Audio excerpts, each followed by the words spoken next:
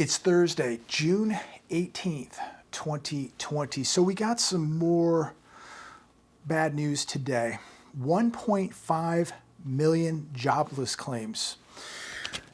And I've got to tell you, I'm just in awe with how many jobs we are losing here in America. It seems like things are not improving. They continue to get worse. And so Congress may need to extend extra benefits that are set to expire. This is how our politicians, this is how Congress wants to fix the problem. They just want to extend benefits. How about we stop spending so much money? How about we start creating real jobs in America? How about we start manufacturing, producing, making things right here in America and putting people back to work, paying them a real wage, instead of just creating this welfare state where we're just going to extend benefits. How long is America going to be able to extend benefits when we're not making anything, when we're not manufacturing anything, and when the unemployment numbers continue to skyrocket out of control? We are not making anything and people are losing jobs. 1.5 million more jobless claims today.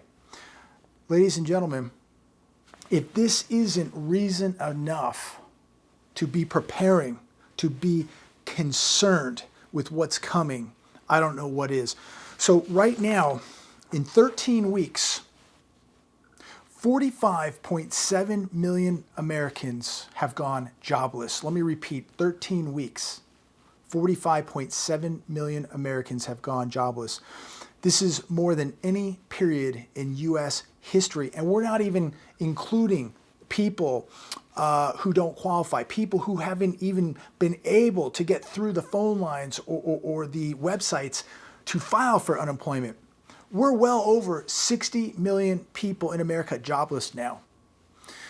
And when I keep hearing the media telling me how things are reopening, how the economy is coming back, I don't see it. I do not see it at all. So where is the V-shaped recovery when we're losing another 1.5 million jobs? I thought things were going to go back to normal. I guess they're back to normal on Wall Street, but they are certainly not back to normal in the U.S. economy. We have lost more jobs in 13 weeks than we gained in a decade. In the last 10 years, we gained 22.13 million jobs. In the last 13 weeks, we lost 45.7 million. How in the world do we rebound from this? We're not making anything. We're not manufacturing. Here's where the jobs will come back. Article today on CNBC.com. Now, I want everybody to see that because some people are offended that I just get my news on the hedge. They're offended by that. So we're going to look at CNBC today. Subway franchisees to hire 50,000 workers as it brings back the $5 footlong. So when they start telling us about the job market soaring, people going back to work, this is what they're going to be going back to work to. Subway hiring 50,000, fast food restaurant. Here's another one, CNBC today. McDonald's to hire 260,000 workers as it reopens U.S. dining rooms. So when they tell us about the job market picking up, not telling us about how many jobs we're actually losing, how many well-paying, good-paying jobs we're losing, they're going to tell us how people are going back to work, how the job market's beginning to soar because McDonald's is hiring 260,000 workers. So who out there could survive just working at McDonald's? Who's going to survive working at a Subway? These were jobs that high school kids used to do, college kids used to do, people who had retired used to do as part-time jobs. Now, people are dependent on McDonald's and Subway and fast food jobs as their sole income while they're working 2 or 3 other side hustles. CNBC today, 260,000 jobs. You can work at McDonald's. So when you don't return to your original job after the $600 bonuses run out, after the unemployment runs out, after you don't have a job to return to, don't worry, you can get a job at McDonald's. Let's talk about Americans skipping millions of loan payments. Americans have skipped payments on more than 100 million student loans, auto loans and other forms of debt over the past few months alone. Lenders will shoulder the unpaid loans for only so long. What's going to happen when all these benefits run out, the unemployment runs out, the forbearances run out, the deferments run out? What is going to happen when people have to start paying their bills again? And the only jobs out there are going to be McDonald's, Subway, Taco Bell, Burger King, Jack in the Box, jobs like that, these $10, $12 an hour jobs. How are people going to go back to normal? How are people going to pay their bills? This, ladies and gentlemen, should concern every one of you. Things are about to get very ugly in America. Expect delinquencies to soar later this year as this depression gets much worse. Capital One Financial said 13% of its auto loan accounts were in forbearance. What's going to happen when those people have to start making their auto loans again? I was talking to a good friend of mine today, and he told me that he was talking to somebody over at his bank about mortgage forbearance. And I won't mention the bank, but his bank told him that the mortgage forbearance has to be paid back within 6 months of the date of the end of that forbearance. And a lot of people just assume it's going to be wrapped up at the end of the mortgage. And I think a lot of people assumed wrong. Now, some banks may be different. Some banks may be 6 months. Some banks may be a year or two after the forbearance date that these loans have to be paid back.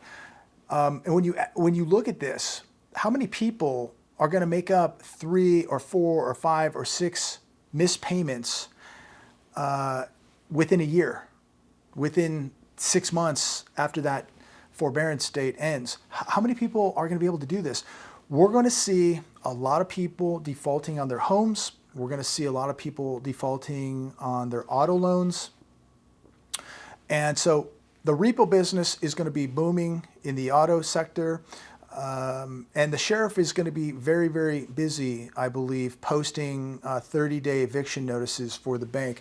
That's coming, ladies and gentlemen. Wolfstreet.com. Good article today. Let's talk about the demand for gasoline. It has absolutely collapsed. Gasoline prices are down. They are starting to come up a bit. We're around $3 a gallon out here in the desert. When we look at consumption, week ending April 3rd, year-over-year plunge of 48%. That's insane. The week ending June 12th, gas consumption was down 20.7% year over year. We look at jet fuel consumption, week ending June 12th, it was down 53% from a year ago. And I guess you aren't really going to be surprised with these numbers, because when you have 47 plus million people jobless, who's getting on a plane? Who's going to take a summer vacation? Who's driving to work when nobody literally has a job at this point, and the people that do are working from home? These are really eye-opening indicators, ladies and gentlemen, of what's taking place in this economy right now.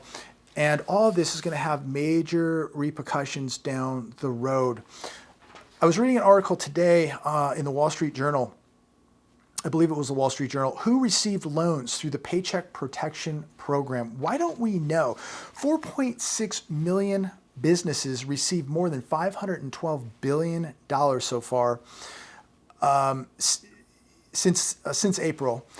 And we don't know who these companies are that did this. And why is the American public being held in the dark and not being shown who took the loans? And, to all the small business owners out there who didn't get any help, you should be absolutely furious, because we know hedge funds, we know corporations, we know large entities got help, while the small guy who these loans were intended for didn't get help. And so the small guy gets robbed yet again. When I watch what is taking place in the United States of America, whether it be economically, politically, socially, I'm extremely concerned. I am very concerned what I'm seeing transpire in America. And I truly believe that we must be protecting ourselves every possible way. This is the time to be your own central bank. This is the time to be self-reliant. This is the time to be an independent human being, not reliant on the police, not reliant on the banks, not reliant on the government. If you are reliant on the system, you're going to be in very big trouble when the system goes down. And the system is going down right now. The system is out of control. The system is melting down. And if you believe the system is going to help you, there is not going to be a system to help you. This is why I'm so adamant and so passionate that each and every one of you is protecting yourself. You must own assets. I'm not giving financial advice. I'm not telling you what to do, but I'm sharing with you today what I am doing. I'm buying more gold. I'm putting more cash away. I'm buying more silver. I'm putting more food away, more water away. I'm out training more with my security. If you are not doing these things, you're going to be in very, very big trouble. The Titanic is sinking, ladies and gentlemen. They're still playing music. People are still dancing. But the Titanic is sinking. Gold and silver are the two most undervalued assets on planet Earth, and you can still buy them. You can still get them. They are a life jacket. The ship is sinking. We're all going to be in the water, okay? We're going to be in deep water here, and only people wearing a life jacket, protecting themselves with gold, silver, and cash, those are going to be the people who survive. These are going to be the people who are going to prosper in the worst of times. And we're going to be heading into some very, very serious times. But if you have gold, you have silver, you have cash, you're going to have purchasing power. I don't know how long the cash is going to last. I really don't. I see the dollar coming under extreme pressure at some point. But gold and silver are going to be your two best friends, and they're going to have purchasing power. And I believe that we are going to see sales in real estate, commercial, housing. We're going to see stocks obliterated. When there is blood in the streets, in the stock market, this is the time to buy. Why buy in these bubbles? This stuff is going to take a massive haircut. Blue light special across the board. RVs, cars, you name it. Everything is going to be on sale, including the stock market. And the people holding the assets and the cash are going to come in and scoop it up. That's my plan. That's what I'm going to do. So right now, I continue to stack gold, silver, and cash and keep my debts to a minimum. The drop in GDP and the rise in unemployment in 4 weeks have equaled what took 4 years to reach during the Great Depression. And you think that we're not going to see an economic collapse in America? It's already begun. It's happening right before your very eyes. You're in a depression right now, and most Americans don't even know it. It's like they're standing in quicksand, sinking, and they don't even realize they're sinking. The market and economy have never been this disconnected in history, ladies and gentlemen. Read the warnings. The canary in the coal mine is dead. The bellwethers are all over the place. You better be protecting yourself. You better be protecting your family. The current PE on the U.S. market is in the top 10% of its history, but the U.S. economy is in its worst 1%. Think about that. You think you shouldn't be preparing? You think an economic tsunami isn't coming to America? You think there will be no repercussions for this? You think that this is not a warning telling you to prepare? The people daydreaming right now are going to wake up in a nightmare, and I don't want that to be you. Prepare.